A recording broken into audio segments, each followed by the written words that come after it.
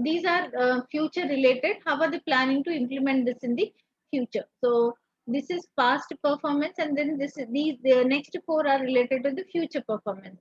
Past performance talks about what is the financial performance in the past, how competitive were they in the past. Based on that, what is that they are planning to implement in the future? What is the quality of service? Are they going to be flexible in terms of delivery, providing the expectations, providing the products according to the expectations of the customers, which is customization. These aspects, the time at which the product will be available for delivery, then the place and the time of delivery. So these aspects talk about the flexibility. Then we see resource utilization. How are they going to utilize resources? Based on the profitability part of it, resources should be allocated. Then innovation. So do they plan to invest anything in research and development so that they can come out with innovation? So these aspects are looked into under the uh, dimension. That's the first building block. So the first building block talks about the 6 dimensions of an organization.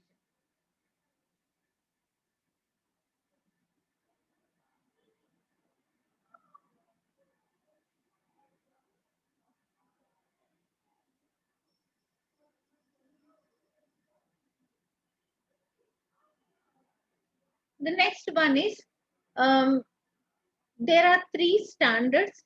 These are the targets set for the metrics chosen. Um, Standards should have 3 characters. See, when they want to measure the performance of the organization, there should be certain standards against which they would be comparing. So when the standards are set, there are 3 standards. One is ownership, second one is achievability, third one is fairness. Ownership, see, when the standards are set, they should be set in such a way that it is practically possible to achieve. They cannot be over ambitious. They cannot decide any standard, anything to be as a standard against which the employees cannot be expected to implement everything. So there should be an achievability parameter which has to be taken into consideration. It should be possible for them to achieve that achievability. Then when they decide the standards, they should be possible to achieve, and at the same time the employees also should take the ownership of these standards. When they take the ownership of these standards, then they feel motivated to implement them and achieve the targets. So ownership, taking of the ownership of these standards is also very important. Then in all fairness, these things should be decided. There should be no prejudice, there should be no bias um, in terms of deciding. Okay, the right kind of judgment should be used to decide on what should be the standards. Then when they achieve the targets which are set for them, the employees are should be entitled to receiving a reward. When the reward has to be received,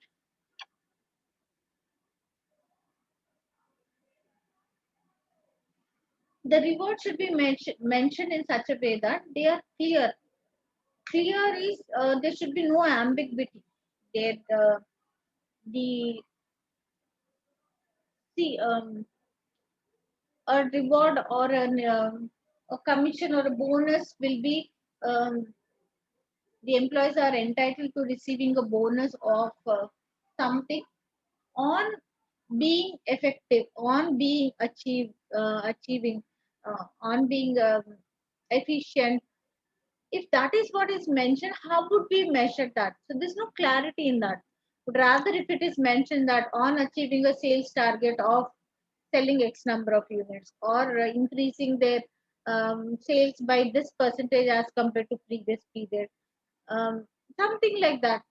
If they produce this many number of units, some quantifiable amount or parameter, if it is decided, if they achieve that, then in that case they are entitled to a reward. Makes sense. If there is ambiguity, there is no clarity in that, they do not understand that, they do not work towards it because they do not feel any motivation in achieving targets because they are not at all clear in the first place. See, that is one thing which should be clear, which can also act as a motivating factor for them to work better, better and hard. Then incentive also should be attractive. Just because they are giving an incentive, not all the time employees feel motivated. It should be attractive. They should feel that they have to earn that reward. If they do not feel motivated, they do not implement that. So the reward also should be motivating. Then their performance should be measured against only controllable factors. There are certain non-controllable factors. They those factors are not within the purview of the manager. So the manager cannot be held responsible for that. Let's say a division is charged with uh, organization expenses like top management salaries. A portion of it is charged to one department. Can the manager have a control on that? Can he control those costs? He cannot control. So on account of that, we see that profit will definitely decrease. But can be held responsible for those top management salaries allocated costs? No, it is not under his purview. Leaving that, whatever are the other things, he can be held responsible. So the reward should be linked only to those factors that are within the purview of the manager, which is within the reach of the manager's ability to control them. Okay, that is another important point. So this is the model which is explained, the building blocks model by Fitzgerald and Moon. Okay.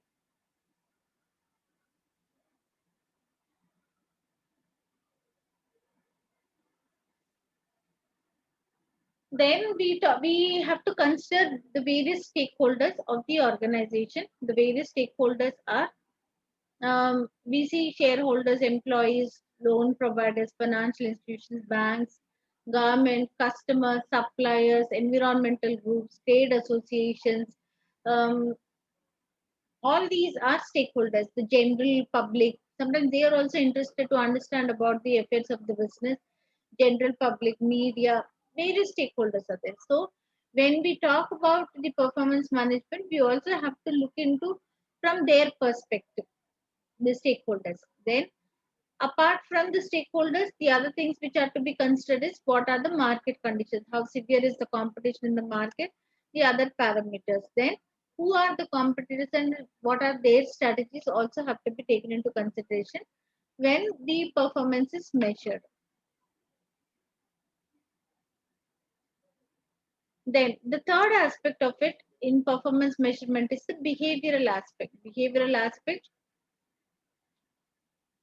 measures designed to assess performance should provide incentives to promote goal congruence. See, when there is a decentralization, when they are divided into divisions, then in such situation we see that each department works uh, towards achievement of their department goals. They do not focus on what are the goals of the organization. So goal congruence goal congruence should be encouraged, and they should also be provided certain incentives if they work towards achieving the organization goals. Incorporates only incorporate factors for which the manager can be held responsible. Controllable factors should consider both financial and non-financial aspects when performance is measured. It's not always the financial aspect of it. Then it should recognize long-term as well as short-term objectives.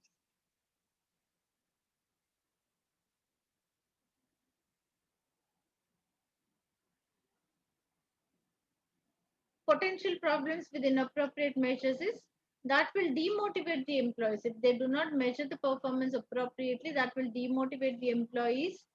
Manipulation of information provided by managers, um, demotivation and self stress related conflict, excessive concern for control of short term costs. So because their performance is evaluated, focus will be more on the short term, immediately what they are achieving.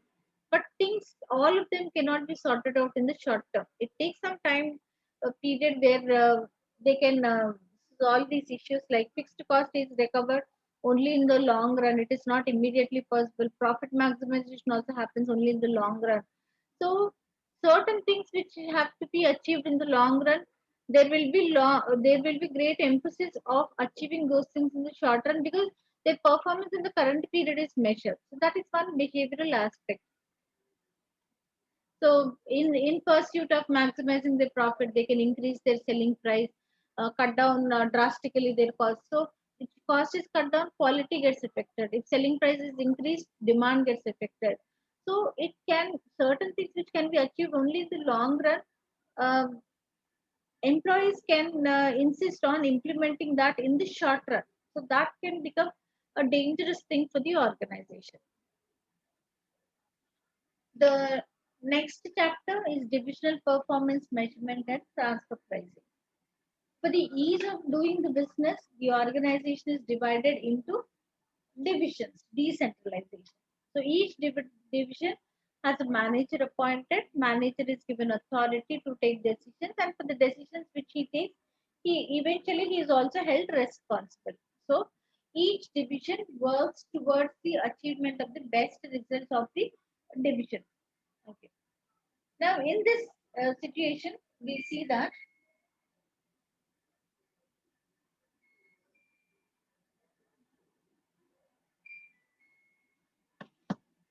sometimes when one division, whatever it produces, let's take two departments, A and B. Whatever is produced by A, let's say that there is a product called X is produced. A is able to sell this product in the outside market. So outside market, there is a selling price at which this is sold. The same product X is desired by B, so that B can take this material or this product X and produce some other product. Let's say maybe they will produce by using X. Now X is already being sold in the outside market, so there would be a selling price decided. So the selling price is decided as, what's the selling price? Cost price plus profit. So all of their costs which are incurred, they add them up, add a profit margin and decide the selling price, and that selling price is offered to the outside market. When internally some other department also requires this material, so at what price should this material be transferred to the other department internally? At what price would the material be transferred is called as the transfer pricing. So now uh, if A wants to supply this material X to B at this selling price is inclusive of profit margin. So A will earn their profit margin, because when they are evaluated, they would be evaluated as how much profit did they earn. So there is no issue for A offering the same material to internal department at the same selling price. But from B's point of view, this would be cost plus profit, so their cost will increase. So what is beneficial for one department is not beneficial for the other department. For one department, their profit margin or return on investment would be very attractive because they have already made a profit. But for the buying department, for them it is a cost. So the cost would be higher than the original cost which is incurred, because the profit margin is added. So now, what is the price which they will agree upon? Because both of them are part of the same organization. So they cannot look at their own personal benefit at the time of buying it or selling it to other internal departments. So there should be some amount of negotiation which should take place between them. A should reduce the price offered to B at a lesser price than the regular selling price. B should also be willing to pay a higher price than the cost price, because there are efforts of A also put into that. So, what are the various methods? Is um, we will be looking into what are the various methods of um, transferring the material. So the methods are here. We have various methods of transferring the product material to other internal department, but there are certain objectives of transfer pricing. See, these departments do not work in isolation. They are a part of the organization. So they cannot all the time look at their personal benefit, but they should look at the organization benefit. So they also should understand what's the goal of the organization, and when the transfer pricing is decided, at that time they should think about the organization objectives. So goal congruence is needed, and yes, they would be evaluated at the time of evaluation. What is the return they have earned is what is taken into consideration. So in this pursuit, they do not compromise. They do not like to negotiate or either to bring down their selling price or add up their cost price. So that's one issue about the performance management, because how they are performing is all measured. Each department has autonomy to take decisions and implement those decisions. It is to minimize global tax liability, because internally when something is transferred there is revenue generated.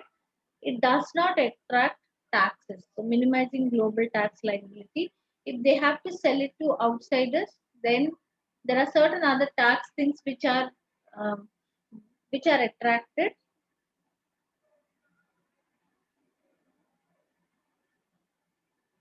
to record the movement of goods and sales.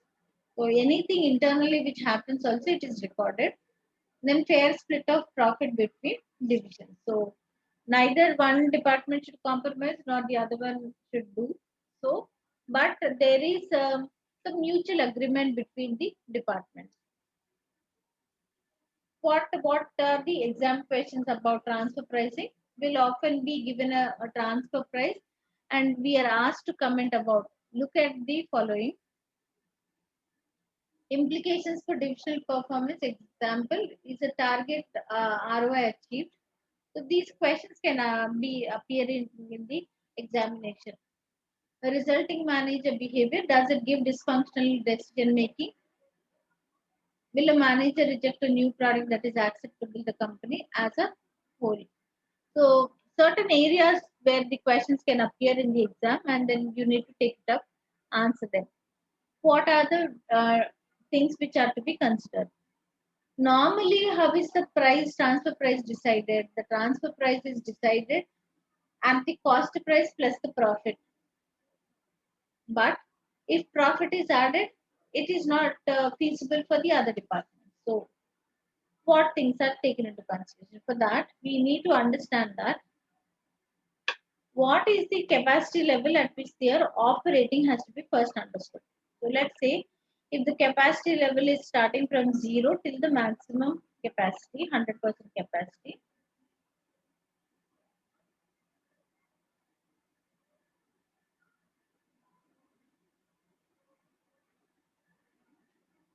If this is what is given, not all of them will all the time operate at maximum capacity. So if they do not operate it at maximum capacity, for example, let's say that they are operating at 60% capacity.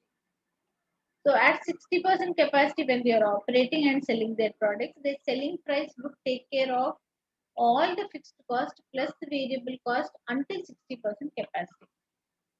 Now, in such situation, if they have to take up additional production for the internal department, they will explore the unutilized capacity. Additional 40% is unutilized. So in such cases, the transfer price can be as much as equal to the marginal cost, because beyond the 60%, the complete fixed cost is already absorbed. Fixed cost will not change till they touch the maximum capacity. So when they do not um, when they do not cross beyond maximum capacity, if they are within maximum capacity, no more additional fixed cost will be required.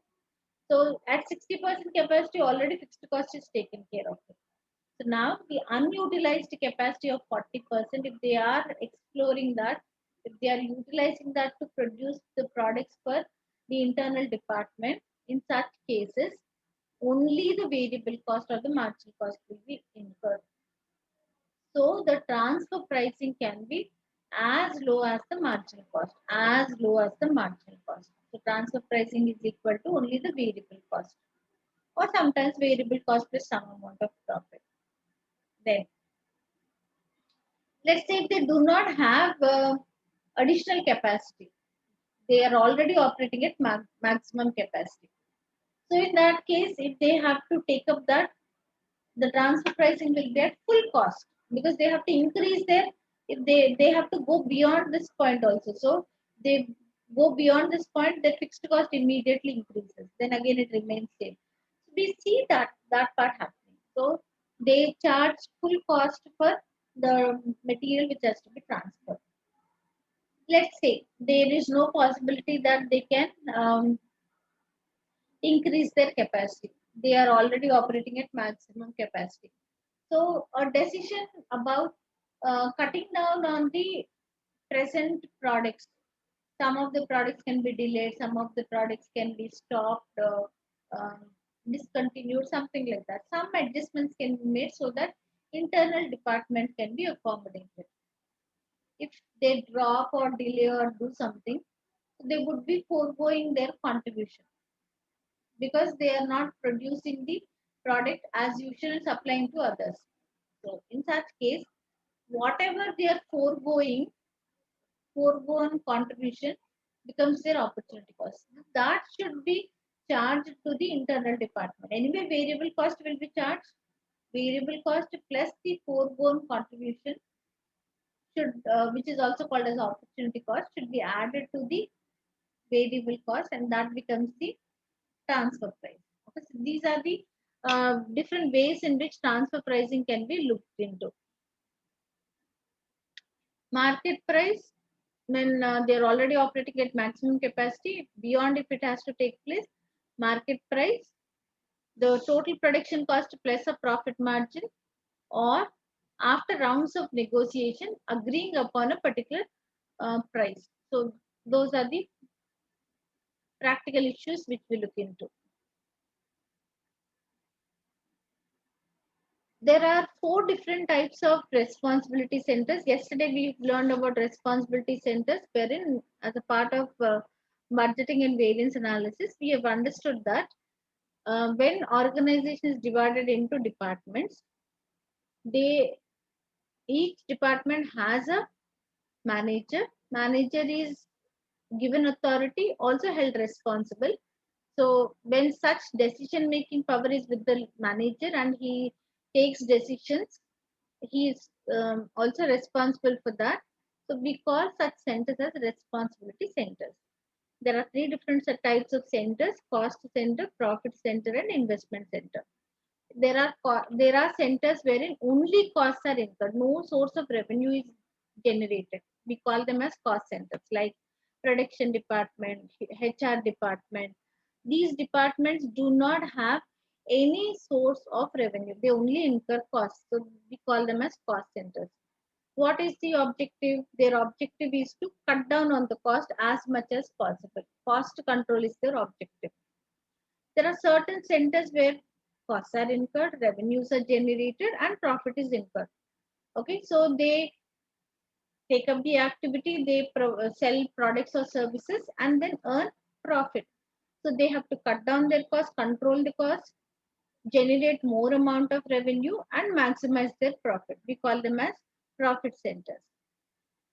Now, profit centers, the investment generally we see that it is made as a common investment, but um, sometimes if the investment made with a particular division is known, it is identified, how much investment goes for one particular department or one division, if it can be identified, then the investment is considered separately for that, and then profit is compared with the investment.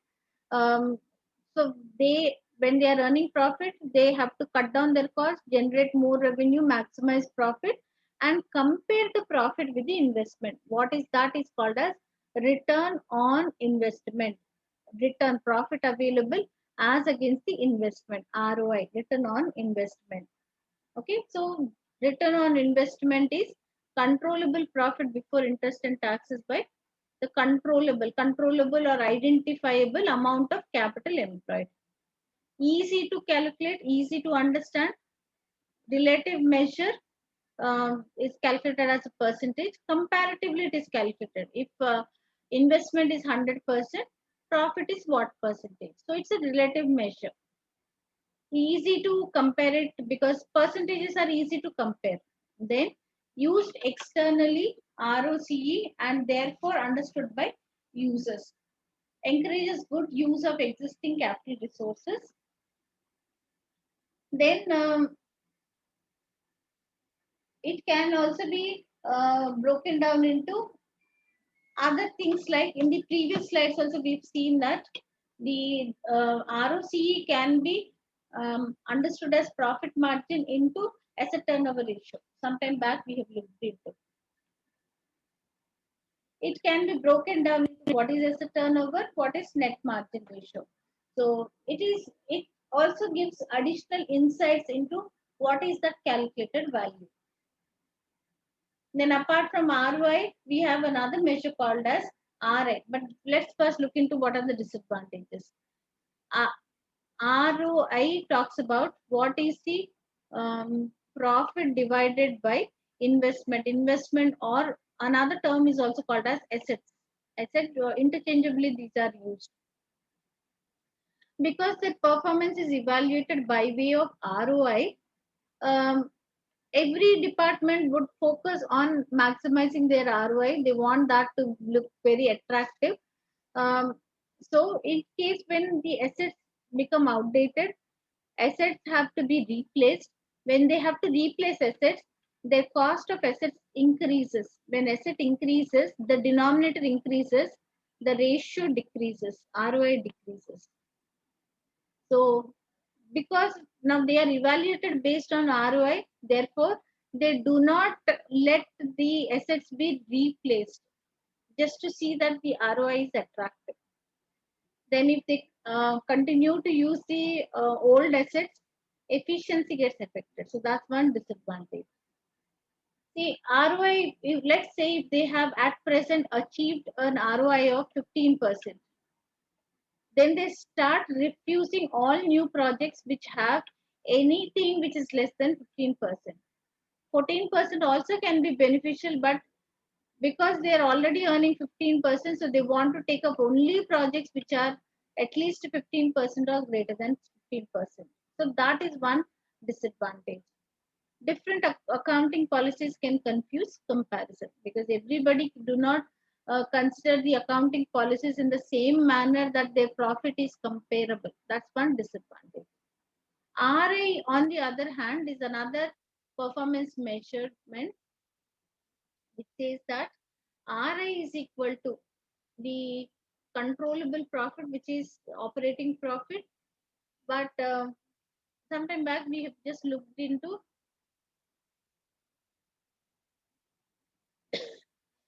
the controllable profit is this, but we are only focusing on what is the controllable profit. But RI says that out of this controllable profit, there are various costs of capital which are to be met. That is interest, preference dividend, equity dividend. These things also have to be met. So on an average, what is the weighted average cost of capital has to be calculated. So it says that from the controllable profit, imputed charge for controllable invested capital, which is technically speaking, it is cost of capital. So after cost of capital is deducted, do they still have any leftover profit? Is there any more remaining profit available or not? Is residual income. So it should be positive to be called as efficient operations, or they are effective. So it should be a profit positive figure. If it is a negative figure, it indicates that controllable profit is not sufficient enough to meet their cost of capital. Okay. Advantages are see, Earlier, with the comparison of percentages, ROI, certain projects were rejected. Here, it would not arise because it is only about whether it would be positive or negative. Then, possible to use different rates of interest for different types of business. The cost of capital, um, as of now, you would not understand unless you study the financial management. Then you can understand about what is the weighted average cost of capital. Then disadvantages does not facilitate comparison. It is not possible to compare. Higher the investment, higher would be the profit. So it is not possible to compare. Percentage, because it's a relative measure, it is possible to compare. Okay. So that's about the divisional performance measurement. The last one, very tiny, one small topic is there, which is performance measurement in not-for-profit organization. Not all organizations work with a motive of maximizing profit. There are certain um, organizations which are established with a motive to render services to the society. So we call them as not-for-profit organization. So there is, see, if there is profit parameter, the comparison or the measurement of the performance will be taken up with the help of what is the profit earned. But here, when there is no profit, how can the performance be measured? So that is performance measurement in not-for-profit organization. Then, how is performance measurement taking place in that? So in the case of performance measurement of not-for-profit NFPOs, um, use the performance indicators as, see, there is a concept of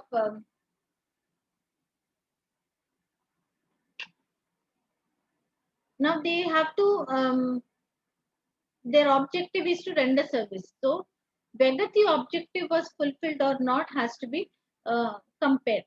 Here it is not about profit. It is not about uh, having some financial aspect of it and then look at the profit to measure whether it is doing well or not. That is not the case here. So here we see that use of performance indicators to assess whether they were able to achieve their objectives. There's another concept called as value for money. What does value for money talk about? Under value for money, we see there are three E's: effectiveness, efficiency, and economy. Just because profit is not calculated, they cannot spend as much amount as possible. They should have a cost control, so which is economic. They should focus on cutting down on their cost. See, if cost is controlled, if cost is, controlled or cut down, this amount can be used for some other purpose. Some other thing can be achieved. So the measurement would go on in way of um, identifying whether there was any economy in cost increase. So economy, cost cut down or cost control. Then we see efficiency and effectiveness. Efficiency talks about as much as they are spending, are they getting any benefit in terms of achieving their objective. So what is the input versus what is the output? For all the amount which they are spending, are they getting the output or the objective is achieved? Together with the economy and the efficiency, they would be called as effective. So there are three E's in case of performance measurement of not for profit organization. So that's called as value for money. Fine. Then we see that the objectives of not-for-profit organizations, not all of them are quantifiable. Sometimes they are non-quantifiable. They also have to be taken into consideration.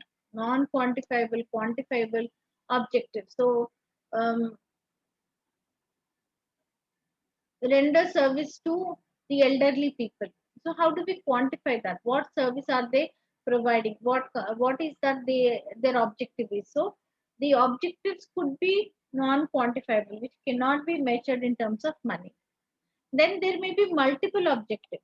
If there are multiple objectives, then we have to prioritize them, rank them, which one is most important, prioritize them, and then take up that accordingly. When there are not-for-profit organizations, we see that political interference would be there, subject to political change. Then these things can be achieved in multiple ways. They can be achieved in different ways.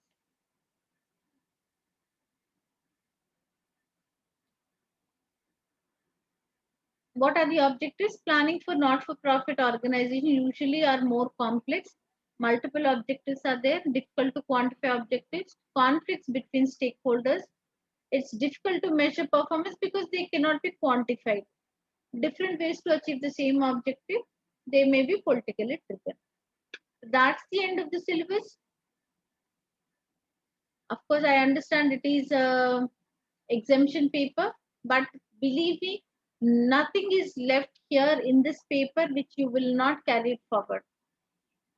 At least, if I'm not wrong, 80% of all whatever is included in this, every topic, every chapter, whatever is covered here, gets repeated in APM. Of course, some of the topics are dealt at an advanced note. So, technically speaking, it is an exemption from ACCA. But if you do not have the basic knowledge about what is PM, it will be little difficult to address what is APM, advanced PM. So, please take this seriously and keep studying, study and learn things perfectly well so that you are prepared for APM.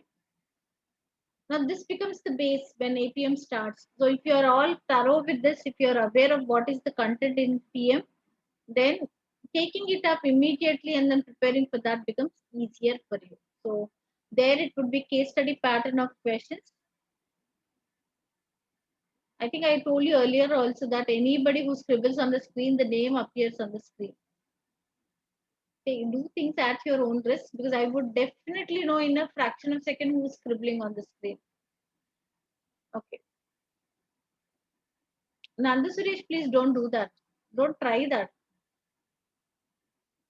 You think I am just telling that to threaten you? No, I do know that. That is the setting which I have. Anybody who scribbles on the screen, I get to understand who's doing that. Okay. So please study this well so that by the time APM training is given, you would be in your last semester or final year or some type. Students are also more focused on studying for their internal exams than other papers. By then, they should be clearing the other papers. So they are more focused on that. They don't pay much of attention. By the time training is provided and you finish that, you would be at the verge of leaving the college. So um, then finally, when you write that at that time, by then maybe you are not there in the college. You must have finished your course and then you would be leaving the college. So the preparation would be mostly your own preparation at that time. Of course, training would be there, but that kind of help where internally faculty are available, that would not be there. So for that reason, remember all these things thoroughly in your mind and build upon APM. After the training, you will see that many topics are repetitive there in that APM and it is at an advanced level. Okay, all the best. Okay, study well. Study for both your graduation program and also for ACCA program. Anything else?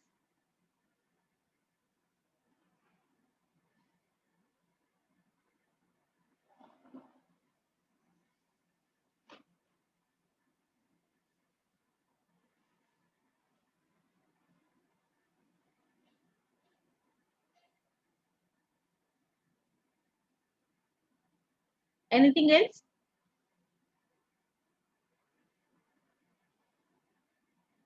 Then let's wind up the class. Okay. All the best. Good day. Thank Thank you, you, ma'am. ma'am. Thank you, ma'am.